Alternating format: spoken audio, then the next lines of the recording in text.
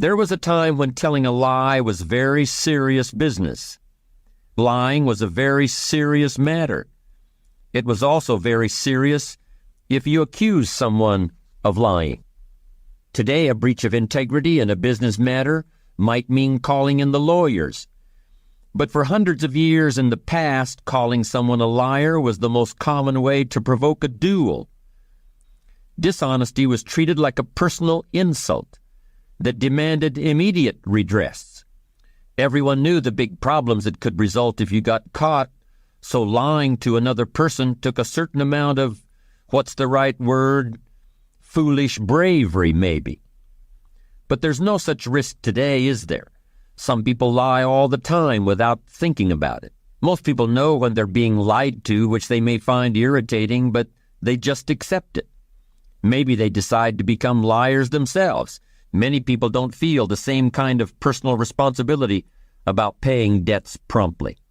And today, of course, we can put off paying for our purchases as long as we can make the minimum payment on our credit card. That pain that comes with having to shell out hard cash for something, the pain of maybe having to give something up in order to have this thing, we can avoid that pain. It's painful in just the same way that paying a big fat bill is painful. In fact, we even use the same words to talk about paying debts and telling the truth. We may talk about somebody's word being like money in the bank. We talk about being held accountable, about having to account for yourself, about being called to account. If you've done something that you're really not proud of and you're called to account for it, what does that feel like? How do you handle it? What are your options when you've got to explain something that makes you uncomfortable? It's a bit like that moment of decision when the credit card bill comes every month. If you want to pay off the whole balance, there may be some pain and sacrifice involved. You may have to grit your teeth. You know that your life will be simpler in the long run, but it's going to hurt a little right now to pay off the new golf clubs or the new computer. Or how about the 60-foot yacht? I don't actually know if you can put a yacht on a credit card, but I've certainly known people who would if they could. Gritting your teeth and paying in full can hurt. So quite often it seems easier to pay the minimum and delay the pain until next month. It's easier to float the truth of your finances off into a little imaginary plastic flying carpet and sail it into the mailbox. Of course, it's not really a flying carpet. It's more like a boomerang that's going to come around and hit you in the back of the head someday. What a tangled web we weave when at first we practice to deceive. Maybe you think I'm being a bit tough here. Am I really saying that in every instance you've got to tell the truth, the whole truth, and nothing but the truth? So if somebody asks me, "How are you today?" I'm supposed to say, "I got to be honest with you, I have a sore finger. Last night I had a headache, and I've got to admit that my foot hurts a little." No, that's not what I mean. In fact, I think there are many times when some flexibility with the whole truth and nothing but the truth is called for. However, planned lying, lying with an ulterior motive, lying for personal gain, that kind of lying is definitely something to be avoided. Remember what we said about courage? Courage is fearing the right thing at the right time and in the right way. Fear the temptation to misrepresent who you are or what you've done or intend to do. Trust who you really are. Trust your ability to earn the respect of others. Pay whatever price the truth costs. Pay that bill immediately, because in the long run, it's a real bargain. When you're in a leadership position, whether it's in a business or as the head of a family, honesty and integrity are not as important as money or shelter or a telephone. Honesty and integrity are infinitely more important than any of those things.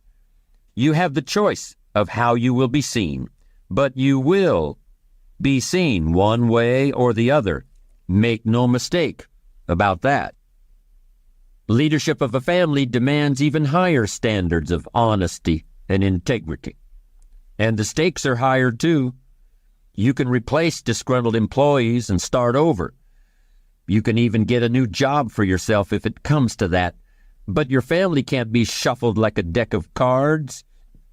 It might be tempting, for the sake of consistency, to assert that you should always tell the whole truth exactly as you see it in every situation.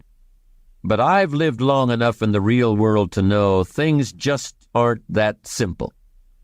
Shakespeare wrote of one of his characters, "Every man has his fault, and honesty is his.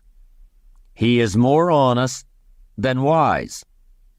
Just as there is a difference between blowing hot air and premeditated dishonesty, there's also a difference between lying and recognizing the importance of diplomacy. How can you tell the difference? Your gut feelings will tell you. By the time we reach adulthood, I think most of us have extremely accurate ethical barometers built into our heads and hearts. We may choose to ignore what that ethical barometer tells us, but it's there nonetheless. When you're in a leadership role, I believe there's at least one situation in which you're almost always justified in stretching the truth to some degree. And here it is. You should overstate your degree of enthusiasm for your employees' work. You may use many carrots and very few sticks. Your recipe for dealing with subordinates should include at least 3 parts praise for every 1 part of criticism. Will this stretching of the truth cost you respect? I don't think so. Will a little sugarcoating of your true feelings foster greater productivity, better work, and improved morale? Absolutely. And that conclusion is supported by a great deal of behavioral science research. Praise is one of the world's most effective teaching and leadership tools. Criticism and blame, even if deserved, are counterproductive unless all other approaches have failed. Vince Lombardi, the late coach of the Green Bay Packers, certainly deserved his reputation as a tough manager and a man of strong character. But even he knew the importance of building up people's ego. We can call it diplomacy or psychology or just plain flattery, but it often brings out the best in people, and it's the grease that keeps the machine of human interactions functioning smoothly. So honesty is the best policy, but sometimes a little less than total honesty is even better. We've been talking mostly about the importance of honesty and integrity in dealing with other people, but I want to conclude now by focusing on what those qualities mean to your relationship with yourself. I think a term from clinical psychology is useful here. The term is cognitive dissonance. And I'll use a quick example to illustrate what it means. Let's consider a man who is an expert on personal financial planning. He makes a good living advising people about life insurance, trust funds, and the various kinds of mortgages.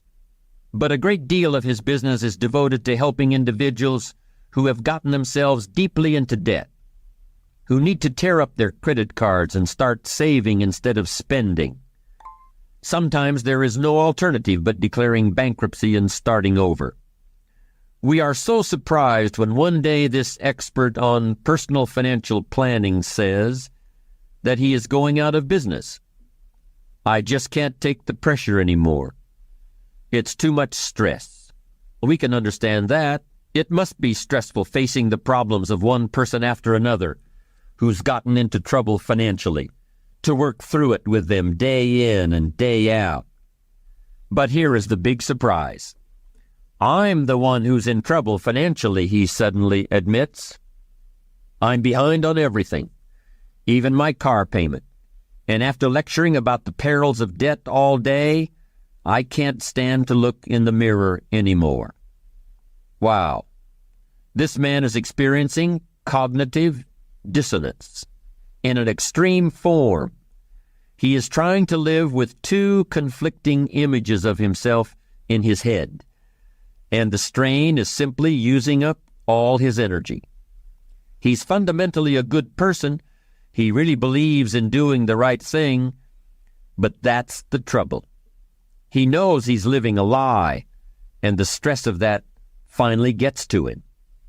You might be surprised by the percentage of high-level managers and professional people who secretly know that they're presenting a false image to the world.